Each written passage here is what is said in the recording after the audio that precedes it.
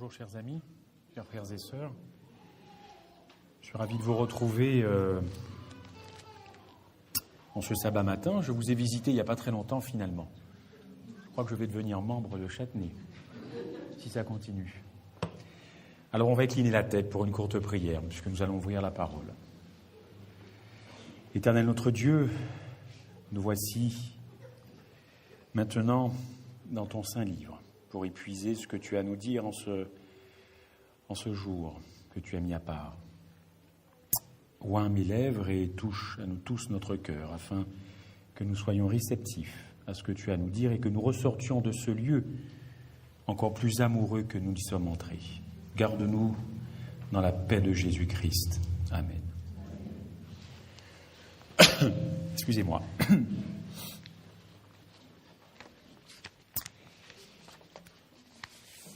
Je n'ai pas oublié que c'est le mois de mars et que c'est le mois de la jeunesse. Donc je m'adresse à vous, jeunes de Châtenay, avec humilité, jeunes moins jeunes, parce que je vois qu'il y a des forces vives, comme on dit, dans cette église. Et puis ça fait plaisir de voir que la relève est là. Donc soyez attentifs. Je sais que l'heure est avancée. Peut-être que le ventre commence un peu à frémir, mais j'ai beaucoup pensé à vous quand je me suis penché sur le message que j'avais pour vous. Alors, je vais vous raconter une histoire. Les grands le savent, connaissent cette histoire. Vous aussi, mais alors, permettez-moi tout de même d'y revenir. Saül, puisqu'il s'agit de Saül, était un beau jeune homme, comme vous, peut-être. Il y en a. Que Dieu, donc, avait oint pour être roi d'Israël. Et au début, Saül écoutait la voix de Dieu, mais après avoir goûté au pouvoir et à la richesse, eh bien son comportement changea. Il n'avait plus besoin des conseils de Dieu et du prophète. Et il ne s'est plus préoccupé de savoir quelle était la volonté de Dieu. Alors avec le temps, Saül devint méchant. Et plusieurs fois, vous le savez très bien, l'Écriture nous dit qu'il a voulu faire tuer David. Et notamment, d'ailleurs, contre les Philistins. Une de ces guerres contre les Philistins. Ça n'a pas manqué durant l'Écriture. Il savait que Dieu avait choisi David pour lui succéder. Cette simple idée le rendait fou de rage. Oui, parce que David, c'était un petit berger. Il n'avait pas l'étoffe de prendre la succession du trône de David. Selon lui, je précise. Et quand on est roi, vous le savez, on s'attend toujours à ce que ce soit, ses enfants. N'est-ce pas, qui vous succède, évidemment. Mais ce n'est pas ce que Dieu avait décidé. Alors on sait que Saül a eu des enfants et un de ses fils, bien connu, Jonathan, était devenu le plus grand ami, c'est pas un scoop, le plus grand ami du roi David. Alors d'un côté vous avez David, ennemi juré de Saül, et puis de l'autre Jonathan, fils donc de Saül, grand ami, très grand ami de David. D'ailleurs, je tiens à vous signaler qu'il y a une association qui s'appelle David et Jonathan, que vous connaissez, et qui prennent prétexte de cette très très forte amitié entre David et Jonathan pour parler d'homosexualité. Mais ce n'est pas le thème de ce matin.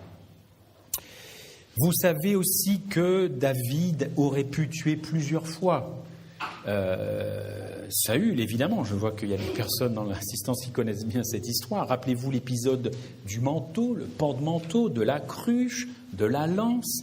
Mais le problème, c'est que ce n'est pas un problème. David respectait trop celui que l'Éternel avait oint. Et un jour, une guerre terrible s'annonce contre les Philistins. À nouveau une guerre, et Saül se rappelle, cette fois-ci, au bon souvenir de Dieu. Et il se met à invoquer Dieu, évidemment. Mais Dieu ne parle plus à Saül. C'est terminé, la communication est totalement rompue entre Dieu et Saül, et ce n'est pas la faute de Dieu. Vous avez ce texte 1 Samuel 16, verset 14, « L'Esprit de l'Éternel se retira de Saül ». C'est très clair.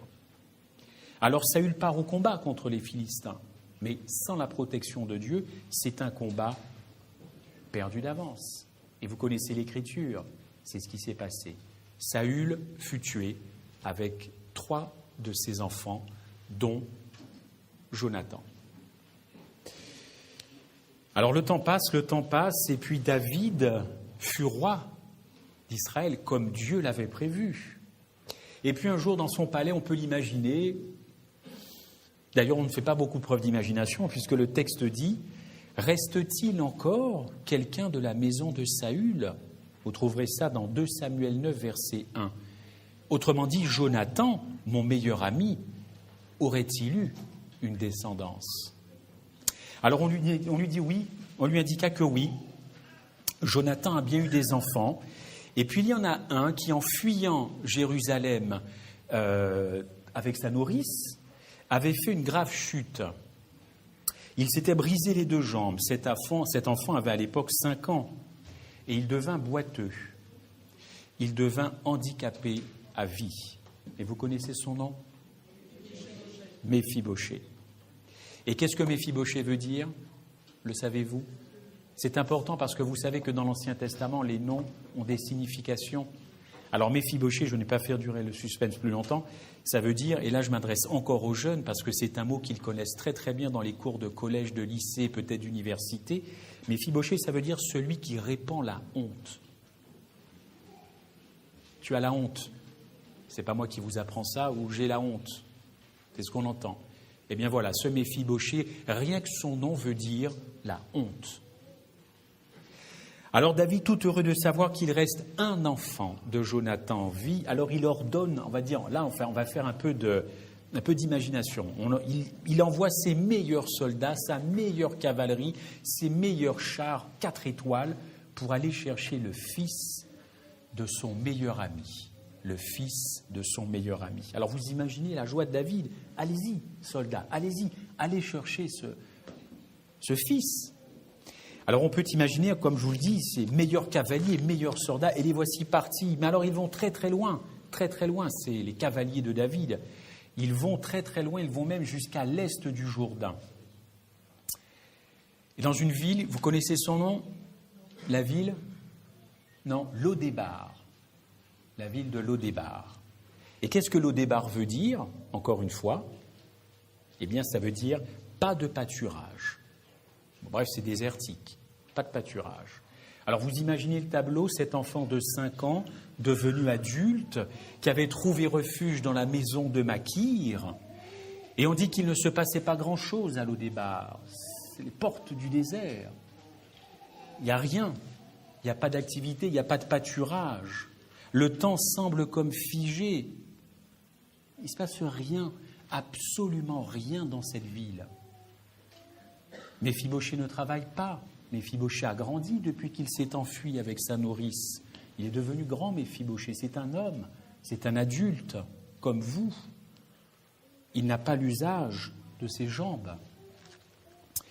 Quelle misérable vie pour celui qui était promis à monter sur le trône d'Israël. Vous imaginez le décalage.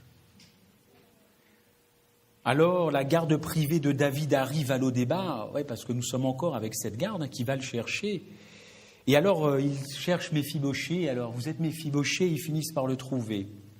Et Méphibosheth dit, oui, qu'est-ce qui se passe? Alors, la garde lui dit, écoutez, il faut absolument que vous veniez, le roi David veut vous voir. Oh là là. Le texte ne le dit pas. Nous prenons de la liberté avec le texte. Mais imaginez dans la tête de Méphibosheth ce qui peut se passer après des années et des années et des années. David veut me voir. Il a dû se dire, mais est-ce qu'il n'a pas envie d'en finir avec ma génération? Alors vous imaginez comment on peut dire, qu'est-ce que ça a pu cogiter dans la tête de cet homme? Alors il réfléchit, il dit, oui, tout à fait, je vais m'y rendre, le roi veut vous voir, vous devez nous suivre, il veut vous inviter à sa table. Tiens donc, a dû se dire, Méphibosheth, je suis donc le dernier représentant de la famille. Est-ce qu'il ne voudrait pas effectivement finir? Qu'est-ce qu'il me veut après toutes ces années? Mais quand même, Méphibosheth se décide, à se rendre à Jérusalem. Et il a tout le temps pour réfléchir. Parce qu'encore une fois, Lodébar, c'est très très loin. très très loin. Alors bien que le voyage soit un voyage 4 étoiles, vous savez, vous imaginez les gardes prenant soin de cet homme, mais seulement il réfléchit, tout pendant qu'il est conduit au palais de David. Qu'est-ce qui m'attend ? Qu'est-ce qui m'attend ? Qu'est-ce qui m'attend ? Et si c'était un piège, se dit-il, si c'était un piège. Alors voilà, tout le monde arrive au palais, n'est-ce pas ? On introduit Méphibosheth dans la salle du trône, lui le perclus des pieds, c'est-à-dire celui qui traîne une jambe et qui ramène l'autre. Vous imaginez ? Ça fait tache dans un décor royal. Ça fait tache. C'est du marbre chez David. Je ne sais pas si vous avez du marbre chez vous, mais chez David, c'est que ça. Et on voit cet homme arriver, perclus des pieds. C'est pas terrible dans le contexte. Et David, en voyant ce Méphibosheth, lui dit « C'est toi, Méphibosheth ?» Et Méphibosheth de lui dire « Oui, je suis ton serviteur. » La première chose que David dit à Méphibosheth, c'est pas « Bonjour, comment vas-tu après toutes ces années ?»« Oh, tu sais, qu'est-ce que j'ai bien connu ton père ?» Le texte biblique ne nous dit pas ça. La première chose que David dit à Méphibosheth, c'est « Ne crains pas. » Eh bien oui, parce que David savait aussi que pendant que Méphibosheth était en voyage, il a dû se dire que ça devait tourner en boucle dans la tête de Méphibosheth. Alors la première chose, il veut le rassurer. Il veut le rassurer. Ne crains pas, Méphibosheth, je veux te faire du bien à cause de ton père. À cause de ton père. Alors après, on peut s'imaginer encore une fois qu'ils ont dû longuement discuter tous les deux, n'est-ce pas ? David a dû lui parler des souvenirs de son père. Vous trouvez ça dans 2 Samuel 9, verset 7. Et lui dit, je vais te rendre toutes les terres de ton père. Et tu auras une maison à Jérusalem.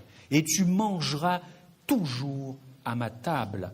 Je te veux dans ma maison jusqu'à la fin de ta vie. Vous imaginez le retournement de situation pour cet homme ? Oublié, au chômage, sans rien, et il se retrouve des années après devant le meilleur ami de son père qui lui dit maintenant, en gros, je schématise, excusez-moi, tout ce que j'ai, c'est pour toi. Tu vas retrouver les terres, tu vas manger tous les jours à ma table. Bon, alors ça ne voulait pas dire, vous le savez aussi, que dans l'Ancien Testament, ça ne veut pas dire qu'à chaque fois que David était là, il mangeait en présence de Méphibosheth. Manger à la table du roi, ça voulait dire que c'était, alors on dirait aujourd'hui, open bar. Tu te sers, tu es chez toi, même si on ne mange pas tous les jours ensemble, tu manges à ma table. Et regardez ce que Méphibosheth lui répond quand David lui dit tout ça. Il lui dit « Qui suis-je pour que tu regardes un chien mort comme moi ? Qui suis-je, moi, Méphibosheth, pour que tu me regardes ? Je ne suis qu'un chien. Et tu me regardes, et tu as de la considération pour moi. » Parce que Méphibosheth est bien conscient que son statut social, évidemment, et lui qui n'a jamais eu d'égard de personne, eh bien, il y a encore une fois un décalage par rapport à la situation.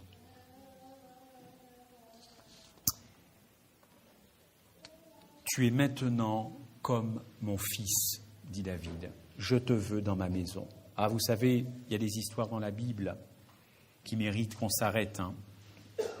Et on dit souvent que Jésus est le bon berger. C'est vrai, c'est vrai. Et c'est vrai qu'il lance cette invitation à tous les hommes de venir dans sa maison, n'est-ce pas ? Et de manger à sa table.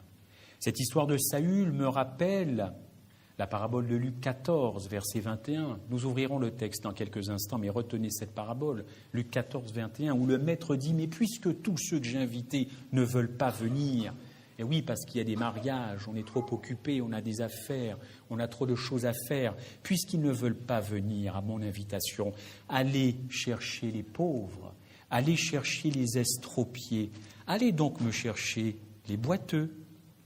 En somme, allez donc me chercher tous les Méphibosheth de Châtenay-Malabry, tous les handicapés de Châtenay et d'ailleurs. Et comme il restait de la place, cette parabole dit que le maître dit « Allez en chercher d'autres, contraignez-les d'entrer ». Et moi, ce texte m'a posé un problème, parce que pour moi, l'évangile, ce n'est pas une contrainte. L'évangile, c'est une liberté. Alors pourquoi dans ce texte, il est dit « Contraignez-les d'entrer ».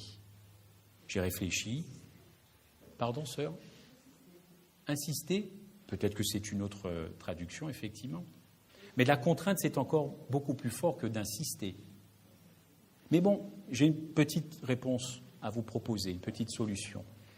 Peut-être parce que ces estropiés, ces boiteux, tous ces méphiboshés, eh bien, ils ont peur de rentrer dans la maison du roi. Ils ont peur. Qu'est-ce qui va se passer une fois que je serai dans cette maison? Est-ce qu'on va en vouloir à ma vie? Est-ce qu'on va en vouloir à mon argent? Et si je fais une analogie par rapport aux gens de l'extérieur quand nous les invitons dans nos églises? Ou quand vous, les jeunes, vous invitez vos camarades à venir peut-être à une activité JA l'après-midi? Qu'est-ce que vos amis peuvent penser de cette invitation? Qu'est-ce qu'un adulte pourrait penser d'une invitation un sabbat matin? Mais ces adventistes, ils en veulent peut-être à mon argent, parce que j'ai entendu dire qu'il y avait la dîme. Et puis, qui dirige l'Église? Si ce sont des hommes, moi qui viens de l'extérieur, j'ai du souci à me faire. Des hommes qui dirigent l'Église. Wow. Mais ton invitation, c'est un peu un cadeau piégé. Alors voilà peut-être pour ça qu'il fallait insister, peut-être pour qu'ils rentrent, n'est-ce pas? Oui, l'invitation du Maître fait peur, elle fait peur, mais Jésus nous dit que c'est lui le rocher des âges. Ésaïe 26, verset 4 est très précis. « Confiez-vous en l'Éternel à perpétuité, car l'Éternel est le rocher des siècles. » Chers amis, c'est Jésus qui est le maître de la maison. C'est lui qui invite. L'Église n'est pas la maison des hommes, c'est la maison de Christ, composée d'hommes. Mais c'est le Christ qui est le chef de l'Église. L'Église n'appartient pas aux hommes. L'Église n'a pas été fondée, certes par les 12 disciples, mais qui est le grand fondateur de l'Église?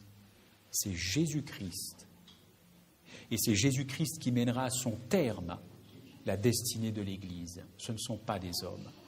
Alors soyons heureux, chers amis, chers frères et sœurs, car nous sommes dans de bonnes mains avec Jésus-Christ, dans de très bonnes mains.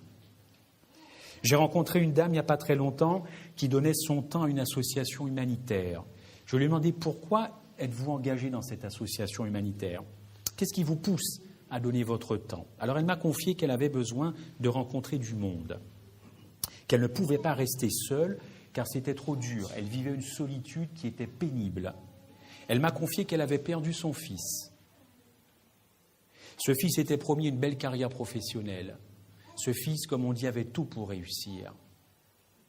Il était charmant, cultivé, une belle situation, une vie sociale normale, mais il y a une chose qui n'allait pas dans sa vie. Une seule chose. Et il s'est suicidé. Il avait 33 ans. Cet homme avait un mal-être dans sa vie. Il était, comme on dit, mal dans sa peau. Mal dans sa peau. Et cette maman a beaucoup de mal à s'en remettre. Beaucoup de mal à s'en remettre. Mes chers frères et sœurs, mal dans sa peau comme ce Méphibosheth, qui perclue des pieds depuis l'âge de 5 ans, ne pouvait pas s'imaginer qu'un jour il se retrouverait à la table du roi David. Chers frères et sœurs, qu'est-ce que Christ n'a pas fait pour que tant d'êtres humains s'obstinent à refuser l'invitation de venir à sa table et de manger avec lui? Qu'est-ce que le Christ ne fait pas encore dans ce temps de grâce que nous connaissons bien, nous adventistes du 7e jour? Dans Apocalypse 3, verset 7, voici ce que dit le Saint, le véritable, celui qui a la clé de David, celui qui ouvre et personne ne fermera. Et un petit peu plus loin, vous avez encore ce texte, j'ai mis devant toi une porte ouverte que personne ne peut fermer. Le Christ est celui qui ouvre les portes. Vous avez un texte dans Marc 7, on amène à Jésus un sourd qui en plus avait du mal à parler.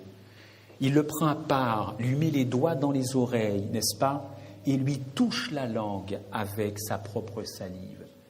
La propre salive du Christ sur la langue de ce sourd.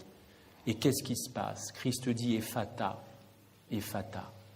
Et ce sourd retrouve l'audition et sa langue, nous dit le texte, se délia. Chers frères et sœurs, quand on a l'habitude d'entendre, et c'est mon cas, on ne peut pas s'imaginer ce qu'est d'être sourd. Je ne sais pas ce que c'est que la surdité.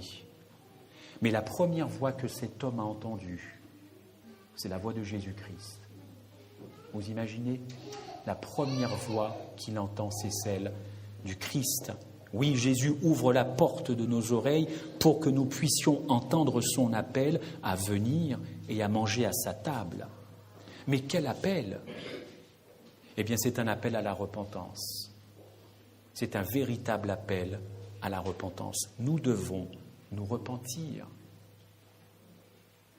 Dans Matthieu 9, verset 27, c'est une autre rencontre avec Jésus-Christ. Cette fois-ci, ce sont deux aveugles qui s'approchent de Jésus. Et là encore, Jésus, alors j'enlève mes lunettes, leur toucha les yeux. On peut imaginer cette caresse du Christ. Ce n'est pas un brutal, Jésus-Christ. Il est doux, il caresse les yeux. Et qu'est-ce qui se passe? Le premier visage que ces hommes ont vu, c'est le visage de Jésus-Christ. Encore une fois, pour nous, la vue, c'est quelque chose d'acquis. Peut-être qu'il y a je ne sais pas, des malvoyants à Châtenay dans cette église, mais c'est quelque chose d'acquis pour moi. Je ne sais pas ce que c'est que de ne pas voir. Le premier visage qu'il voit, c'est Jésus-Christ. Seulement, vous savez très bien qu'on peut avoir la vue et finalement ne pas voir. On peut avoir la vue et refuser de voir la réalité. C'est encore un autre cas de figure. Et encore une fois, dans un autre texte, Luc 24, verset 30, pendant qu'il était à table avec eux, on verra qui étaient eux, il prit du pain et après avoir rendu grâce, il le rompit et leur donna. Alors leurs yeux s'ouvrirent et ils le reconnurent. Oui, ses disciples, sur le chemin d'Emmaüs, étaient abattus, effondrés par la crucifixion de Jésus-Christ. Ils ne voyaient pas plus loin que la tombe. Jésus a rompu le pain, c'est pas évident, a rompu le pain et les yeux de ces personnes se sont ouvertes. Jésus a attendu d'être à table pour accomplir ce miracle. Je ne sais pas pourquoi. Évidemment, cette scène où le pain est rompu, ça leur a rappelé effectivement une autre scène. Mais il a attendu d'être à table. Et toujours dans ce même chapitre de Luc 24, le Christ a ouvert sa parole. Et au verset 27, il dit « Il leur expliqua dans toutes les Écritures ce qui le concernait. » Il leur expliqua tout ce qui leur concernait. Chers amis, on a tout simplement dans ce verset une étude biblique qui est donnée par Jésus, sur Jésus, avec les commentaires de Jésus-Christ. Enfin, excusez-moi, mais quelle étude biblique? Quelle étude biblique? C'est Jésus qui donne l'étude porte sur lui et Jésus donne les commentaires. Moi, j'attends que ça au ciel, que Jésus-Christ me donne des études bibliques sur lui avec ses commentaires. J'attends que ça. C'est le petit secret que je vous livre. Parce que là, je peux vous dire qu'à ce moment-là, je ne sais pas si ces deux personnes avaient conscience de l'événement, conscience de ce qui se passait. Jésus-Christ est la parole. Ces deux disciples d'Emmaüs sur le chemin connaissaient la parole de Dieu. Mais il nous faut ouvrir cette parole pour qu'on prenne du plaisir à l'ouvrir et à la comprendre. Et toujours à cette même table, et comme si les yeux, les oreilles et la parole ne suffisaient pas, Jésus a fait encore quelque chose au verset 45, il ouvrit encore une porte, celle de l'Esprit. Et le texte dit, l'Esprit afin qu'il comprisse les Écritures. Nous devons, chers frères et sœurs, supplier le Christ nuit et jour de nous ouvrir l'esprit pour qu'on comprenne sa parole. J'ai toujours dans ma Bible cette citation de la sœur White. Je vais essayer de vous retrouver ça. Je l'ai noté, évidemment. Quelle citation, mais quelle citation. Ce chute, c'est comme je suis des îles, ça revient tout le temps. Écoutez cette citation d'Ellen White. Ne permettez à personne d'être votre cerveau, de penser à votre place et de chercher à votre place. Ne permettez à personne de chercher la parole de Dieu à votre place. Et ne permettez à personne de réfléchir à votre place. Et tout ce que je peux dire ici, allez vérifier les versets. Et si je me suis trompé, revenez vers moi et j'accueillerai ça avec plaisir. Citation d'Ellen White, Review and Herald en 1894. Supplions le Christ, effectivement. Je ne peux pas étudier la parole par procuration, n'est-ce pas ? Je ne peux pas m'en remettre constamment à la sagesse des commentateurs. Ayons l'esprit des Béréens, n'est-ce pas ? Ayons l'esprit des Béréens. On vous dit quelque chose, vous allez vérifier. On vous dit quelque chose, vous vérifiez. Et vous faites ça constamment, constamment. Et c'est comme ça qu'on peut discerner la vérité de l'erreur. Ne laissons pas aux autres la liberté de nous dire où est l'erreur et où est la vérité. Examinons toutes choses, comme dit l'apôtre Paul, et retenons ce qui est bien. Est-ce que cet aumônier vivait ce qu'il disait ? Est-ce qu'il le vivait pour déclencher cette prise de conscience ? Chers frères et sœurs, nos vies sont faites de succès et d'échecs, n'est-ce pas ? Ce n'est pas moi qui viens ce matin vous apprendre ça, n'est-ce pas ? Il y a des aînés parmi nous. Et il n'y a probablement et sûrement pas une seule chose que le Christ n'ait pas ressenti de nos succès et de nos échecs. Parce qu'il a pris sur lui notre nature pécheresse, une nature déchue après 4000 ans de péché. S'il y a quelqu'un qui vous connaît mieux que vous-même, c'est Jésus-Christ. Encore faut-il que vous soyez convaincus qu'il vous connaît mieux que vous-même. Seulement, chers frères et sœurs, chers amis, après nous avoir ouvert les yeux, les oreilles, l'esprit et la parole, comme ça ne suffisait manifestement pas encore, à cause de notre incrédulité à croire tout cela, eh bien le texte d'Hébreux 10, verset 19, maintenant vous pouvez peut-être ouvrir vos Bibles, parce que ça c'est un verset fondamental pour nous adventistes du 7e jour. Hébreux 10, verset 19. Hébreux 10, verset 19. Ainsi donc, mes frères de Châtenay, c'est mon rajout, mais Paul s'adresse à Châtenay, puisque nous avons au moyen du sang de Jésus une entrée libre dans le sanctuaire par la route nouvelle et vivante que Christ a inaugurée pour nous au travers du voile, et cela veut dire au travers de la chair pécheresse. Eh bien, nous avons une entrée libre dans le sanctuaire, chers amis. Jésus a ouvert encore une porte, la porte du ciel, et grâce à lui, nous avons une libre entrée dans le lieu très saint, chers jeunes, où se joue actuellement votre destinée ainsi que celle de vos parents. Comme filles et fils de Dieu, nous sommes appelés à être réhabilités et pas seulement pardonnés. Je voudrais vous livrer cette citation qui me bouleverse. Elle a été écrite par William Prescott dans le bulletin de la Conférence générale en 1903, page 53-55. Voilà ce que dit notre frère. Il y a une différence entre la rémission des péchés et l'effacement des péchés. Il y a une différence entre l'évangile prêché pour le pardon des péchés et l'évangile prêché pour l'effacement des péchés. Dans notre génération, il est prévu que les péchés soient effacés. Et c'est l'effacement des péchés qui préparera la voie à l'avènement du Seigneur Jésus-Christ. Et l'effacement des péchés, c'est le ministère qu'accomplit notre grand sacrificateur dans le lieu très saint du sanctuaire. Le centre réel et le cœur du message adventiste pour cette génération, on peut aussi le dire pour nous aujourd'hui, se trouve dans le ministère que Christ, notre souverain sacrificateur, accomplit dans ce fameux lieu très saint du sanctuaire. Il y a le pardon et il y a l'effacement, deux choses différentes. Allez dans Acte 4, vous verrez ça. On ne peut pas confondre le pardon des péchés et l'effacement. Oui, chers frères et sœurs, ce que Jésus accomplit en ce moment, et vous jeunes, c'est très important. Et je me sens d'autant plus concerné parce que j'ai 2 enfants qui sont maintenant un ado et un pré-ado, comme on dit. Jésus, quel est mon attachement à ton intercession ?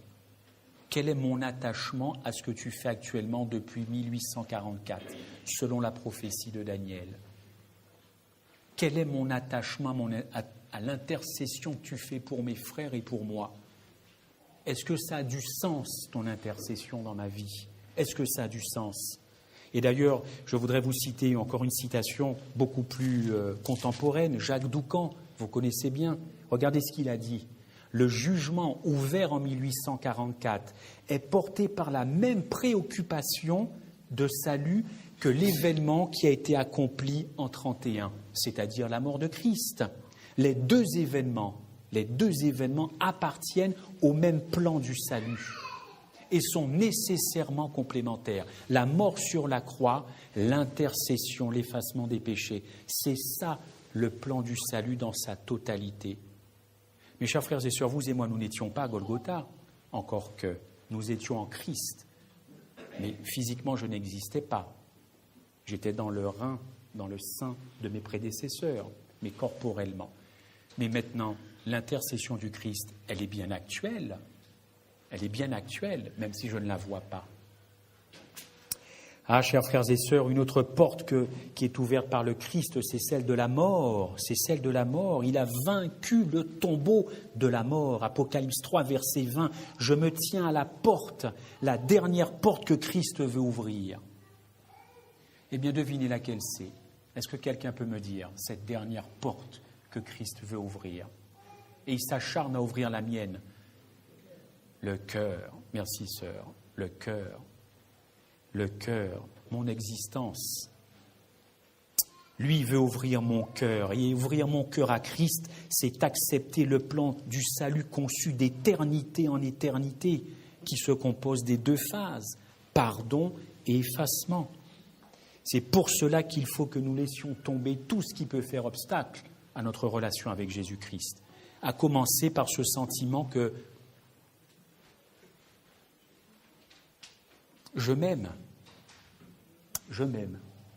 c'est-à-dire mon autosatisfaction, je flatte mon ego, je m'aime.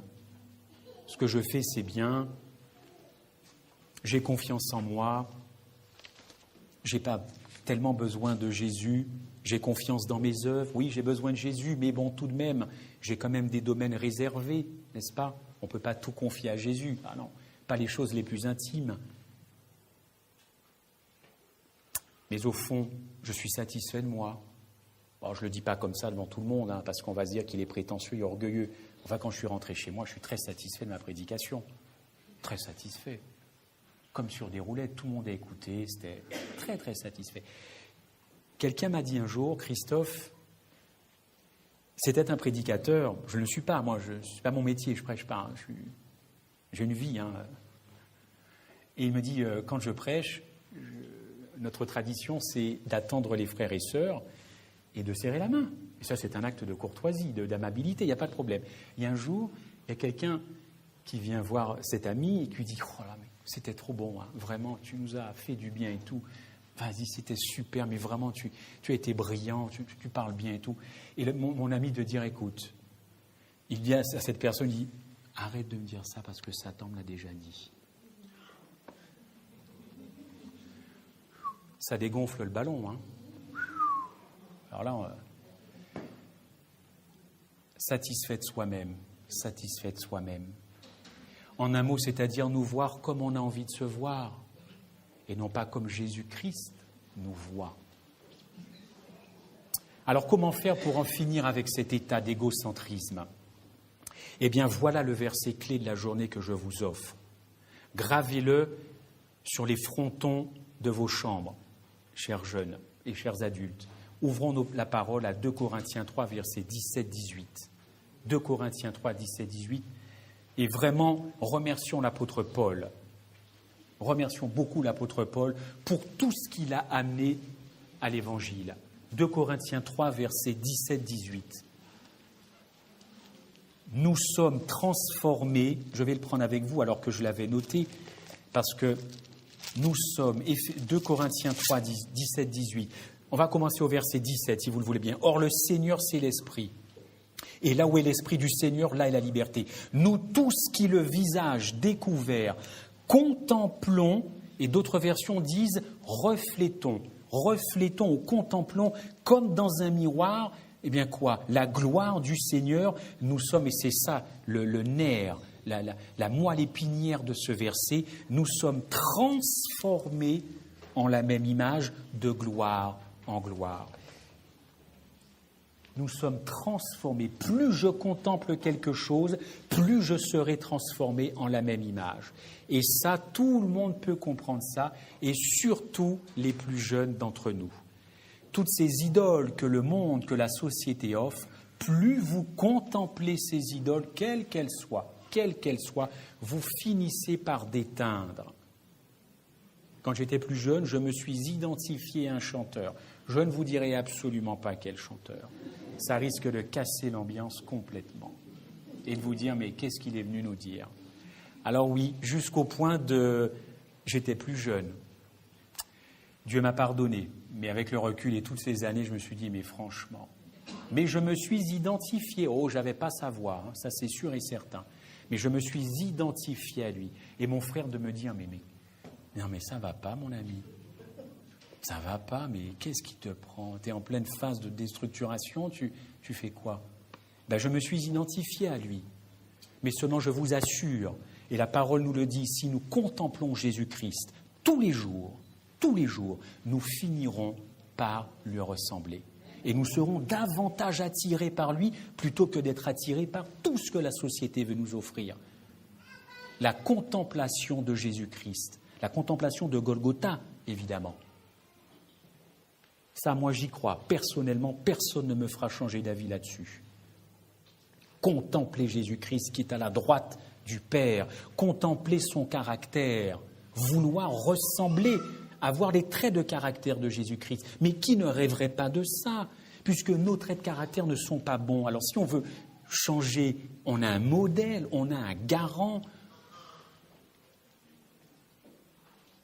Une autre citation dit, et j'avance parce que le temps aussi, lui, avance, cette contemplation.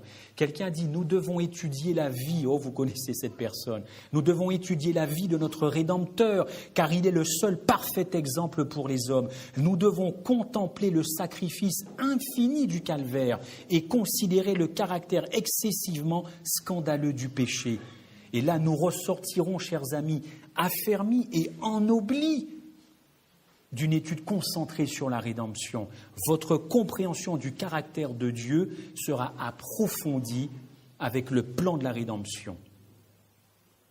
C'est un passage qui se trouve dans la Review and Herald en avril 1888.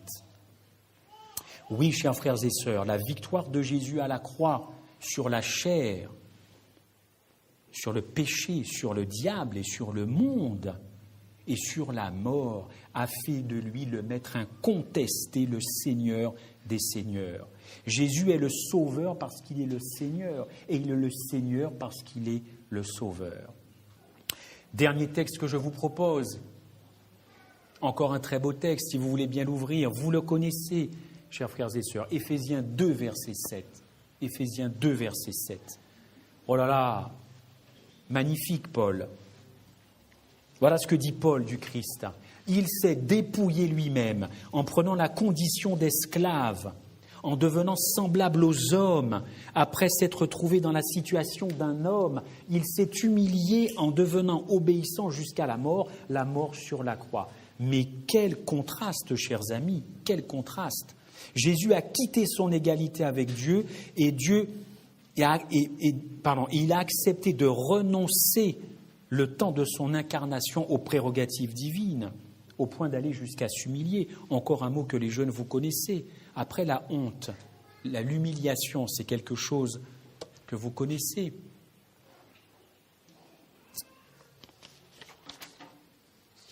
Chers frères et sœurs, si Jésus s'est humilié, Dieu l'a élevé. Si Jésus n'a pas cherché à se faire un nom sur cette terre, et Dieu sait si nous les hommes et les femmes, nous cherchons à nous faire un nom sur cette terre. Jésus-Christ n'a pas cherché à se faire un nom. Dieu lui a donné le nom qui est au-dessus de tous les noms.